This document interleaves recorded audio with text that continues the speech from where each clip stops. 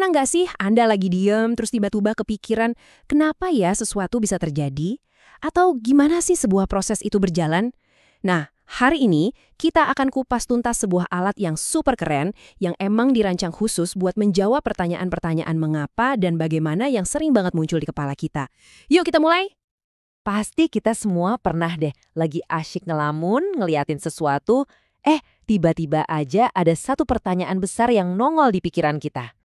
Misalnya, pas lagi di pantai, tiba-tiba kepikiran, kenapa sih ada ombak? Atau pas lagi lihat bulan, gimana ya proses gerhana bulan itu?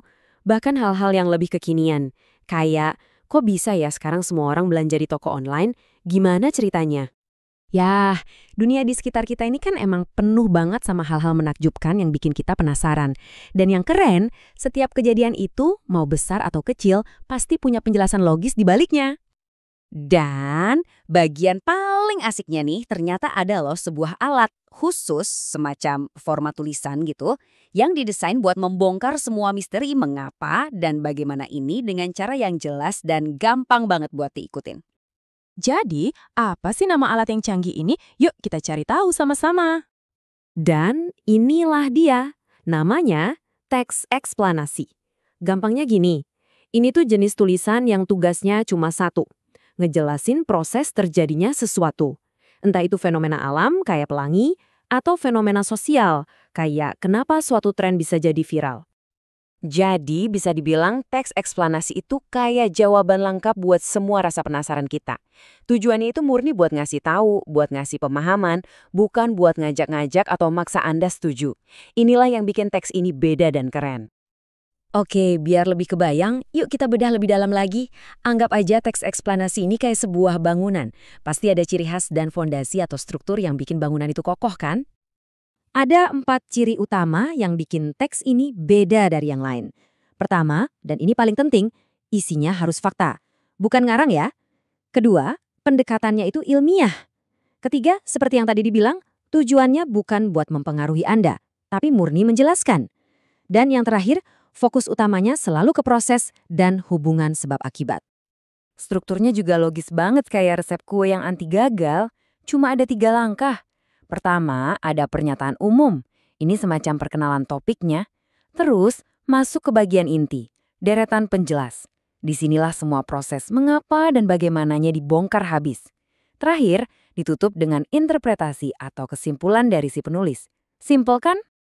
Nah, pas masuk ke bagian penjelasnya, biasanya ada 2 gaya yang bisa dipakai. Bisa pakai pola kronologis, ini tuh urut waktu, step by step dari awal sampai akhir, atau pakai pola kausalitas, yang lebih fokus ke hubungan sebab akibat. Ini terjadi karena itu, lalu dampaknya jadi begini. Oke, teori doang nggak cukup kan? Biar makin nempel di kepala, kita harus lihat langsung gimana cetak biru ini bekerja di dunia nyata. Kita bakal pakai contoh yang wow dahsyat banget, yaitu fenomena tsunami. Kita coba bedah struktur teksnya. Oke, bagian pertama, pernyataan umum. Anggap aja ini kayak pembukaannya. Di contoh teks tsunami, disinilah kita dikasih tahu dulu, tsunami itu apa sih? Atau asal katanya dari mana? Ini biar kita semua punya pemahaman dasar yang sama sebelum masuk lebih dalam. Selanjutnya, kita masuk ke intinya, ke jantungnya, bagian deretan penjelas. Di sini semua pertanyaan mengapa dan bagaimana dijawab tuntas. Misalnya, teksnya akan jelasin soal pergeseran lempeng di dasar laut yang jadi penyebab utama tsunami. Rinci banget. Dan sebagai penutup, ada bagian interpretasi. Ini bagian rangkumannya nih, biasanya sih isinya kesimpulan dari semua penjelasan tadi.